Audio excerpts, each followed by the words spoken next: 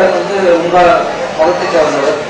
அவர் பெட்டமைக்கா இருப்பது சரியா அல்லது தவறா? சரி, ஒசாமா பின் லேடன் என்பவர்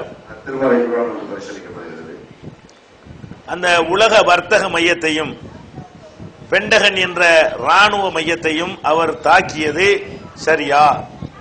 அவர் எதற்காக போராடுகிறார்னு கேட்கிறாங்க. உசாமா பின் லேடனை பொறுத்த வரைக்கும் அவரே பிறப்பால் அவர் ஒரு முஸ்லீம் தான்.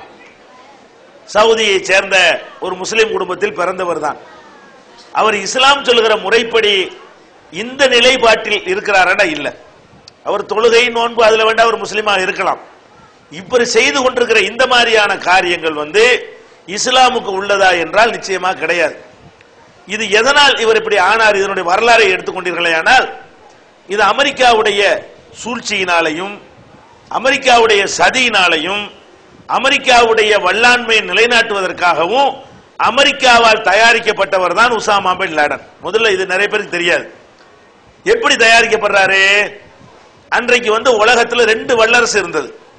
ஒன்னு வந்து சோவியத் யூனியன், இப்ப செதறி ரஷ்யாண்டாயி மற்ற நாடுகள்லாம் துண்டு துண்டா செதறி போய்விட்டது. அப்ப வந்து ஒரு நாடா இருந்தது சோவியத் யூனியன். அதுக்கு உலகமெல்லாம் பயப்பட்டான். இரண்டாவது அமெரிக்கா. சரிக்கு சரியா நின்றார்கள். 2 வல்லரசுமே என்ன செஞ்சாங்க? உலகத்துல சமமான வல்லரசாக இருந்தார்கள். அந்த காலத்துல சோவியத் யூனியன் என்ன பண்றான்னு கேட்டா ஆப்கானிஸ்தானை போய் ஆக்கிரமிக்கிறான். சோவியத் யூனியன் ஆப்கானிஸ்தான் நாட்டை போய் ஆக்கிரமிச்சு அங்க போய் ஒரு பொம்மை, இப்ப அமெரிக்கா ஈராக்ல பண்ணிருக்கிறான்ல அந்த மாதிரி பொம்மையாக நஜீபுல்லான்னு ஒரு ஆளை பிடிச்சி அவரை ஜனாதிபதி ஆக்கி முழுக்க முழுக்க அது ரஷ்யாவுடைய சோவியத்துடைய ஆளுகையின் கீழே அந்த நாட்டை கொண்டு வந்து விட்டான். ஆப்கான்ங்கிறது முஸ்லிம்கள் வசிக்கக்கூடிய ஒரு நாடு.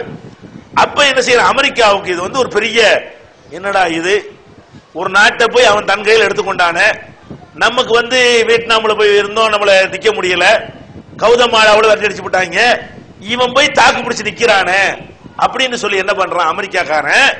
அன்றைக்கு இருந்த அமெரிக்க அதிகார வர்க்கம் சிஐஏ போன்ற அமைப்புகள் என்ன பண்றாங்கன்னா இதுக்கு ஒருத்தன் கிடைப்பானா அப்படின்னு சொல்லி இந்த உசாமாவை தேடி பிடிக்கிறாங்க.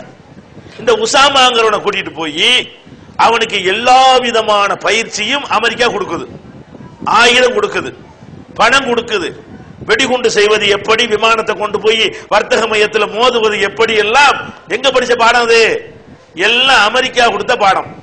அமெரிக்காவில் ட்ரைனிங் எடுத்துட்டு வந்து அமெரிக்காவுடைய பணத்துல அமெரிக்காவுடைய வெப்பன்ஸ்ல அமெரிக்காவுடைய ஆயுதத்தை வைத்துக் கொண்டு இப்ப ரஷ்யாவை எதிர்த்து உள்ள போராடுறாங்க. எங்க ஆப்கானிஸ்தானத்துல ரஷ்யாக்காரனை ஏத்து நிக்கிறான். எப்படிப்பட்டது? அதாவது ஏவுகணை எல்லாம் ஏவுவதற்கு பெரிய இந்த மாதிரி தளம் இருக்கணுங்க, அப்பதான் ஏவுகணை ஏவ முடியும். அன்றைக்கு அமெரிக்காக்காரன் ஒண்ணு கண்டுபிடிச்சிருந்தான், தோல்ல மாட்டிக்கிட்ட ஏவுகணை ஏவுறது. மினி ஏவுகணை மைக் அளவு தான் இருக்கும், தோல்ல மாட்டிக்கிட்ட அமுக்குனா ஏவுகணை போய் என்ன செய்யும், அப்படி ஒண்ணு கண்டுபிடிச்சிருந்தான். அதுதான் அன்னைக்கு நவீன ஆயுதம். அந்த ஆயுதம் உசாமா கையில. அன்றைக்கு உள்ளதுல அதான் நவீன ஆயுதம். இப்பது வந்து பழைய ஆயுதம், அதெல்லாம் தாண்டி வந்துருச்சு டெக்னாலஜி. அப்ப அன்றைக்கு இருந்த ஆயுதத்துல பெரிய நவீன ஆயுதம் இருந்தவன இது ரஷ்யாக்காரனை எதிர்பார்க்காத ஒரு ஆயுதம். அவன் ஏவுகணா அது உளவு கேமராவில எல்லாம் வராது, தோல்ல மாட்டிக்கிறலாம கேமராவில வராது. இந்த பில்டிங் அளவு இருந்தா தான் ஒரு எரும மாட்ட அளவுக்கு கேமராவில தெரியும் உளவு பார்க்கும் போல செயற்கைக்கோள்ல இருந்து. இப்ப தோல்ல மாட்டிக்கிட்டு தெரியுமா? ஏவுகணை இருக்கிற இடமும் தெரியல. அங்கிருந்து ரஷ்ய விமானம் போகுமா, தோல்ல மாட்டி அடிப்பா போய் விமானத்தை தகர்த்துரும் ஏவுகணை. இந்த மாதிரியான ஏவுகணையை வைத்து ரஷ்யாவுடைய படையை நிர்மூலமாக்குறாங்க. யாரு? ஒசாமா பின் லேடனுடைய ஆட்களும் அமெரிக்காவுடைய ஆயுதங்களும். அப்ப அதை உடைச்சு தள்ளி ரஷ்யாக்காரன் விட்டா போதும் நினைச்சிட்டான், ஓடி போயிட்டான். நஜிபுல்லாவை கொண்டாந்து நடு ரோட்ல விட்டு தூக்குல போட்டு இந்த துரோகிக்கு இதுதான் கதின்னு சொல்லி அவன் பணத்தை அடக்காம 7 நாள் போட்டு வச்சிருந்தாங்க. இதெல்லாம் வரலாறு. அப்ப அமெரிக்கா உசாமா பின் லேடன் என்பவன் வந்து அவன் உண்டு வேலை உண்டு, அவன் ஒரு பில்டிங் கான்ட்ராக்டர், அவன் ஒரு ஆர்கிடெக்ட். இயல்புல அவன் பயங்கரவாதி கிடையாது, அவன் ஒரு கட்டிடக்கலை நிபுணன், அவ்வளவுதான். அவனுடைய குடும்பத்தார்கள் தான் இன்னைக்கு வந்து பிரிட்டன்லையும் அமெரிக்காவிலையும் நிறைய கட்டிடங்களை கட்டி ஏஜென்ட் எடுத்து செய்து கொண்டிருக்கிறார்கள், கான்ட்ராக்ட் எடுத்து. அப்படிப்பட்ட ஒரு பொறியாளர் குடும்பத்தில் உள்ளவன் தானே தவிர அவன் வந்து இயல்புலேயே ஒரு பயங்கரவாதி கிடையாது. அவனை ஆக்குனது யாரு? இவங்க தான். ஆக்கின உடனே இவங்க ஆட்சிக்கு இவங்க என்ன செஞ்சாங்க, அவனை விட்டு தாலிபான் படைகளை வைத்துக் கொண்டு ஆப்கானிஸ்தானை கைப்பற்றுறாங்க. ஆப்கானிஸ்தானை கைப்பற்றின பிறகு இவங்க என்ன விதைச்சாங்க? அமெரிக்காக்காரன் இஸ்லாமும் ஜிஹாத் தப்பு தப்பா சொல்லி கொடுத்தானா அது நல்லா மண்டையில உட்கார்ந்துருச்சு இவனுக்கு. இவன் தானே சொன்னா அதை எதிர்க்கிற ஜிஹாத் புனித போரு இதான் உங்க மார்க்கத்தில் சொல்லப்படுதுன்னு சொல்லி அமெரிக்காக்காரன் இவனுக்கு இஸ்லாத்தை சொல்லி கொடுக்குறான். யாருக்கு? உசாமாவுக்கு. அந்த தவறான இஸ்லாம் அவன் மனசுல உட்கார்ந்துருச்சு.